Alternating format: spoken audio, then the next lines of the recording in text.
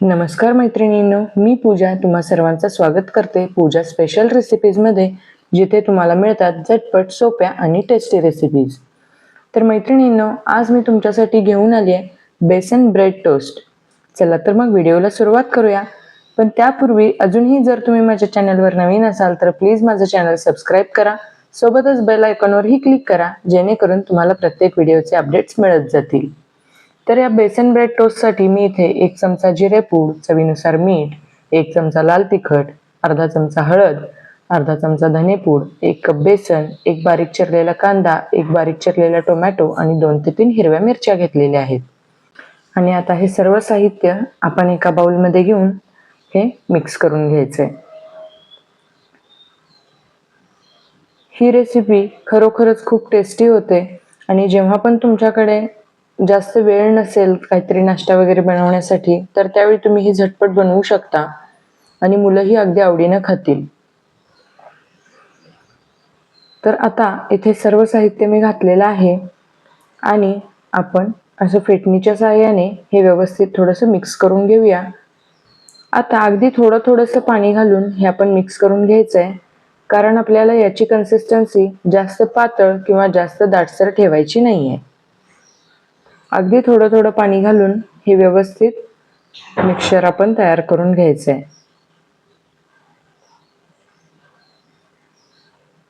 आता हे बॅटर बघू शकता तुम्ही, इथे व्यवस्थितपणे तयार झालेलं आहे। जास्त घट्ट किंवा पातळ अजिबात नाहीये। तर आता मी इथे एक नॉनस्टिक पॅन घेतलाय आणि त्याला तेल लावून ग्रीस करून घेतेय। आता हे बेसन ब्रेड टोस्ट करण्यासाठी आपल्याला ब्रेड तर लागणार, तर इथे मी सँडविच ब्रेड घेतलेले आहेत आणि ते आपण या मिश्रणामध्ये असे डिप करून यावर एक कोटिंग तयार करून घ्यायचं आहे। सगळीकडे अगदी व्यवस्थितपणे हे मिश्रण लागलं पाहिजे याची काळजी घ्या। आणि जे एक्स्ट्रा बॅटर आहे ते तुम्ही काढून टाकू शकता किंवा तसंच सुद्धा ठेवू शकता। पण जर मिश्रण तुम्ही यावर जास्त ठेवणार असाल तर ते आतपर्यंत शिजलं गेलं पाहिजे याची काळजी घ्या। आता या बाजूला थोडंसं मिश्रण लागलेलं नाहीये, तर इथे मी थोडंसं हे मिक्सचर लावून घेते आणि अगदी 1 ते 2 मिनिटात हे व्यवस्थित तयार होतात। तर आता आपण याची बाजू पलटून घेऊयात। गॅस मी अगदी अर्धा मिनिट मोठ्या आचेवर ठेवला होता आणि त्यानंतर गॅसची आच मी मंद केली आहे। अशा प्रकारे दोन्ही बाजूने आपल्याला हे व्यवस्थित गोल्डन ब्राऊन कलरवर भाजून घ्यायचं आहे आणि अगदी 2 मिनिटांमध्ये हे आतपर्यंत व्यवस्थित शिजलं जातं, कारण आपण यावर जास्त मिश्रण ठेवलेलं नाहीये।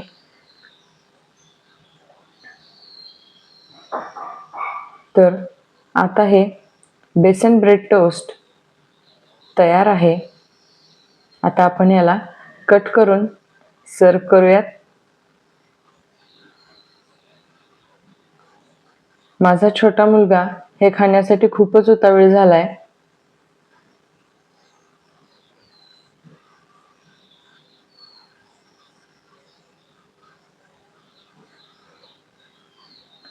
तर मैत्रिणींनो, ही रेसिपी तुम्हाला कशी वाटली हे मला कमेंट करून नक्की कळवा।